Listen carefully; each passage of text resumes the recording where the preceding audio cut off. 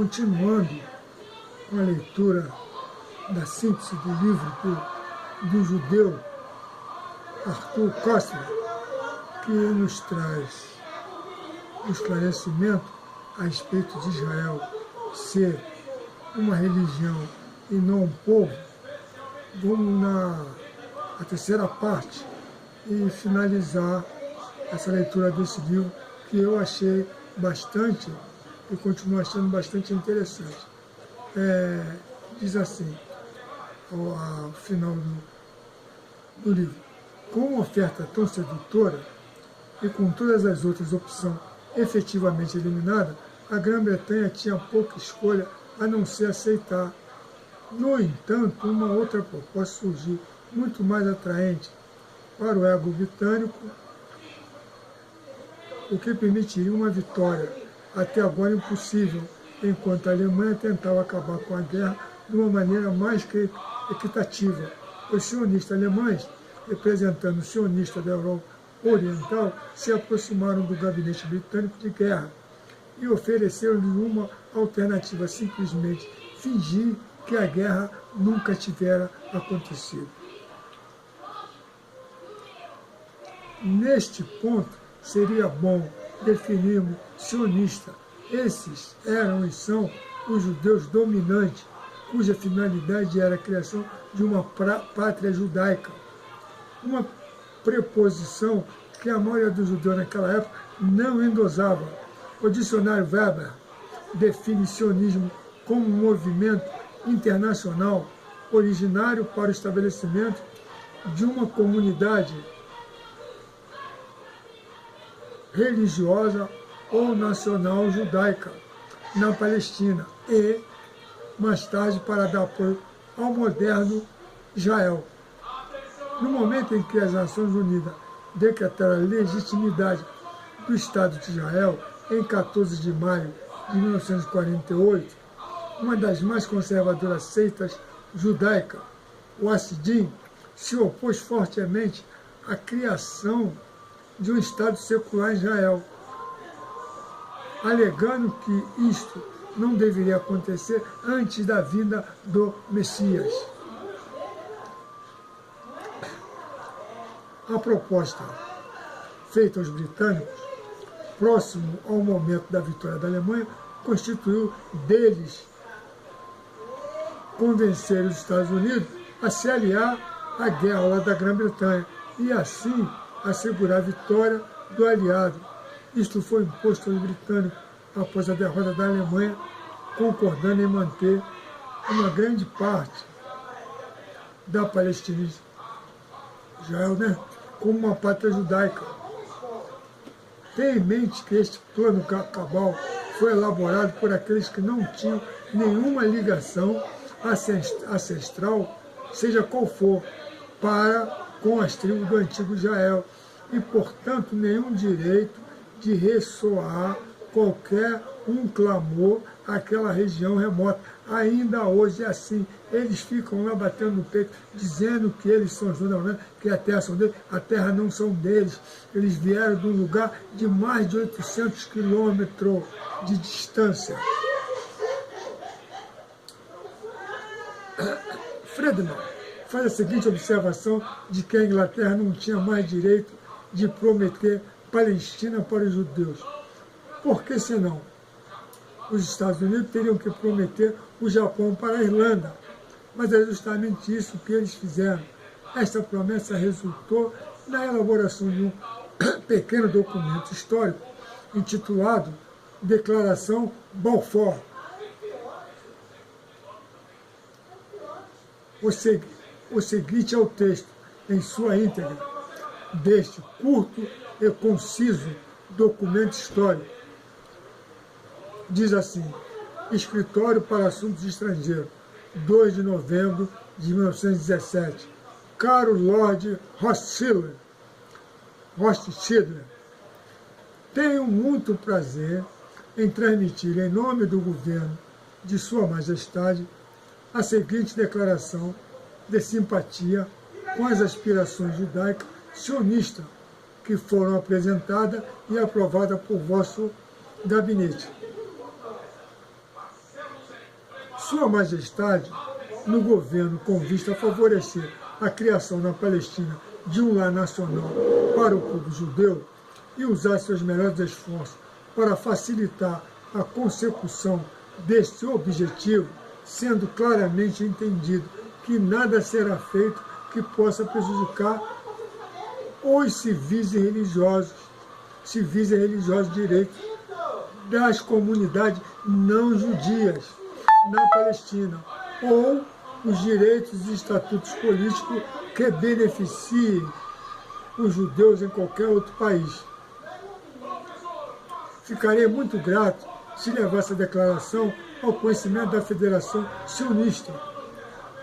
Atenciosamente, Arthur James Balfour.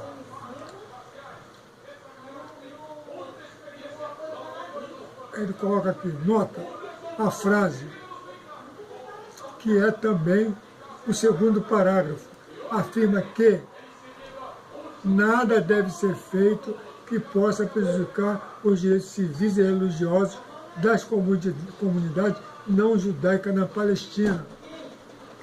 E o que acontece ainda hoje, a partir de 1948 até a data de hoje,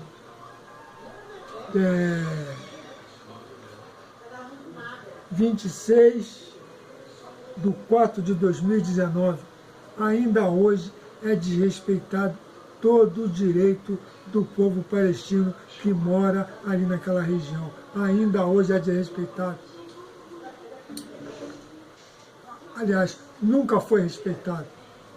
Parece que talvez nessa altura esse item não tenha sido levado em consideração, já que o desapossamento forçado de outras pessoas, de suas comunidades, a saber, os árabes palestinos, foi uma violação aos seus direitos civis e religiosos. Um ponto interessante na apresentação de Friedemann é que os judeus alemães foram muito bem tratados em suas terras.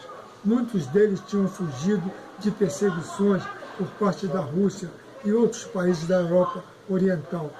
Como Friedemann alega, os judeus nunca se sentiram tão bem em nenhum outro lugar do mundo, a não ser na Alemanha. Que ironia, né? E o Hitler dizimou 6 milhões de judeus. É a pensar. Quase todos os gigantes industriais da época, o Halters, os Bellins, Belchorabia, Hansburger e, naturalmente, o Rothschild, a quem a Carta de Belfort foi dirigida, eram judeus e residiam na Alemanha. E não há nessa família nenhum que venha falar do Holocausto, que sofreram o Holocausto. Incrível, né? O que os sionistas fizeram não foi nada mais, nada menos, claro, que vender a sua própria a sua pátria Alemanha. Os métodos utilizados para subornar os Estados Unidos a entrar na guerra contra a Alemanha também parecem ser clássicos, em que era um modelo para muitos outros incentivos para os Estados Unidos entrar para a guerra, sem qualquer atividade de combate. No conflito com a Sérvia e muitos outros dessa época, eram praticadas atrocidades contra as minorias étnicas. Mulheres e crianças eram usadas como pretexto para obter o acordo do Congresso e dos cidadãos americanos. Essa, então, era a dívida usada para trazer os Estados Unidos para a Primeira Guerra Mundial. Durante o envolvimento de Friedemann com os assuntos de Estado, ele atendeu a Conferência de Paris em 1919, quando a Alemanha se apresentou com o pedido de reparação. Nessa conferência, segundo o Sr. Friedemann, havia 117 judeus presentes, sendo representados por Bernard Baruch, apresentando suas demandas para a partilha da Palestina como uma pátria judaica. Isso foi decidido em 1919, por 117 judeus. Quanto ao que tornou possível para a efetiva criação do Estado de Israel, por oposição a uma mera declaração política por parte das Nações Unidas. O Sr. Friedemann expõe Esta é uma bem estabelecida. É um fato histórico inegável. Ele escreve que a participação ativa dos Estados Unidos na conquista da Palestina, em nome do sionista, foi o fator responsável para a conquista da Palestina pelos sionistas. Sem a participação ativa dos Estados Unidos, Friedman enfatiza, é certo que os sionistas jamais teriam conseguido a conquista da Palestina pela força das armas. O resto, como se diz, é história.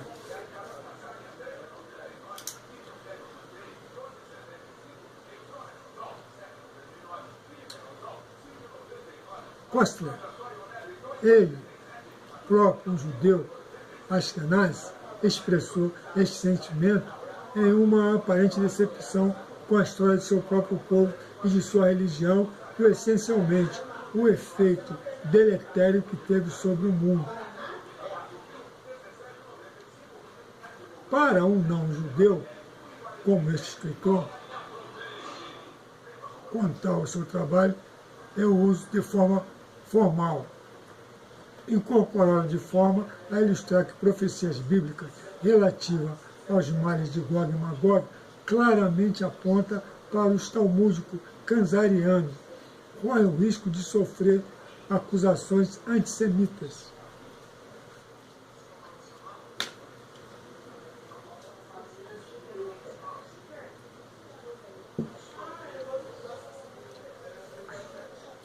Tal resposta, no entanto, deveria ter sido claramente demonstrado na melhor das hipóteses, que são estúpidas, considerando as provas aqui apresentadas, que os judeus que mantêm as regras políticas sobre a Palestina não são sequer descendentes de tribos israelitas. O senhor Friedman, como referi, um judeu askenazi, tão desiludido ficou ao presenciar o feito de seus compatriotas, que ele usou de um linguajar bem forte, delineando suas ações de origem, quando inequivocadamente ele afirma que não há sequer um deles que seu antepassado tenha colocado o pé na Terra Santa, um só na história do Antigo Testamento, mas desde o início dos tempos, nem sequer um só.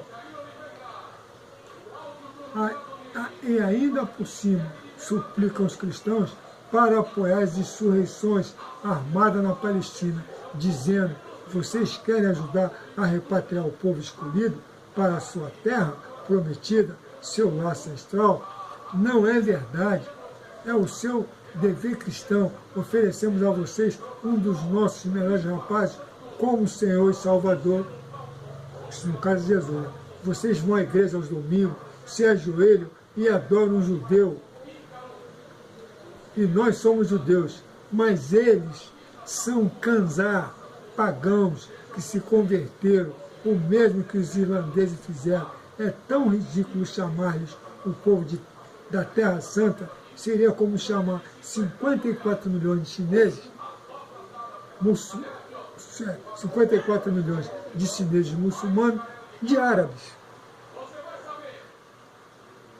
A conclusão sobre este assunto é que Gog e Magog, clara e repetidamente, invadiu a partir do norte, de acordo com a profecia bíblica, não somente a Palestina, mas todo o mundo, todas as nações, sobre os quatro cantos da terra, tornaram-se parte de sua influência. Quem manda no mundo são os judeus, os kanzar, né? Esses descendentes dos pagãos kanzar, que alegam ser o original e verdadeiro povo de Ar, insinuam-se próprios por todos os bastiões da terra. Se existe qualquer exceção a esse fato, eles são tão insignificantes que podemos comparar a uma mosca e um rinoceronte. Eles, a raça de Gog, controlam 10% do total do Senado dos Estados Unidos. Provavelmente o mais poderoso e influente órgão legislativo da Terra.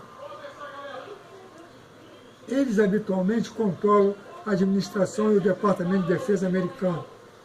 E, novamente, esta nação está sendo envolvida, né, em guerra.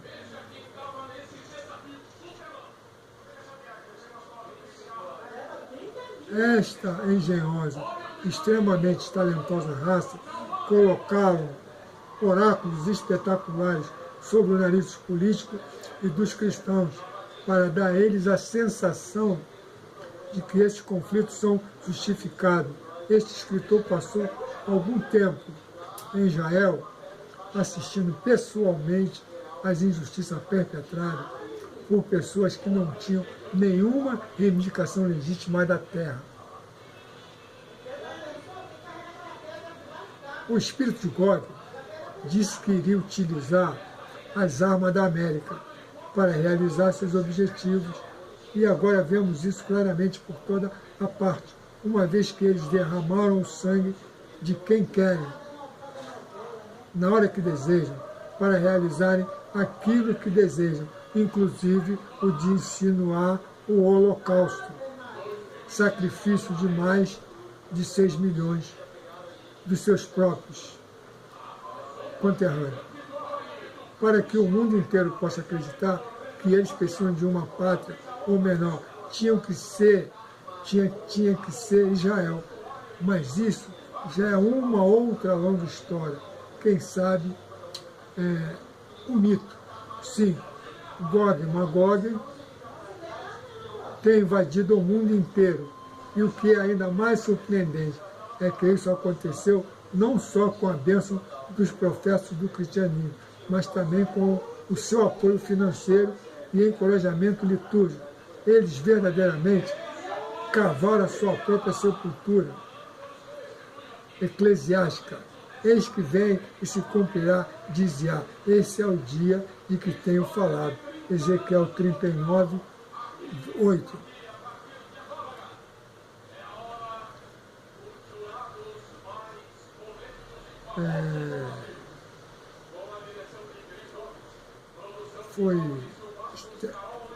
Aqui é o final desse resumo do livro. E tem uma extensa relação da... Ah, meu Deus, me fugiu o nome agora. Uma extensa relação da... Como é que é o nome, meu Deus? Esqueci, né? Esse pode. Da relação que ele tirou todos esses... A fonte. Tem uma extensa relação aqui da fonte utilizada pelo escritor judeu Arthur Koestler, para nos explicar sobre essa situação da religião dos judeus. E tem mais outras coisas que eu irei reportar. Qualquer dia eu vou trazer mais alguma coisa. E eu também pediria aos irmãos, se possível, aqueles que lê, que gostar ou que não gostar, que teçam um comentário, passe para outros, para que outros tomem conhecimento. São três postagens que eu tenho colocado sobre esse tema das 13 tribos. Divulguem também, para que mais, de preferência, o mundo, né? Mas principalmente hebreus e israelitas, venham tomar conhecimento que vocês é que são, nós é que somos o dono da herança, nós é que somos descendentes de Abraão, de Jacó, de Isaac e Jacó, da linhagem de Sem. Oh, aleluias! No mais, divulguem. Obrigado.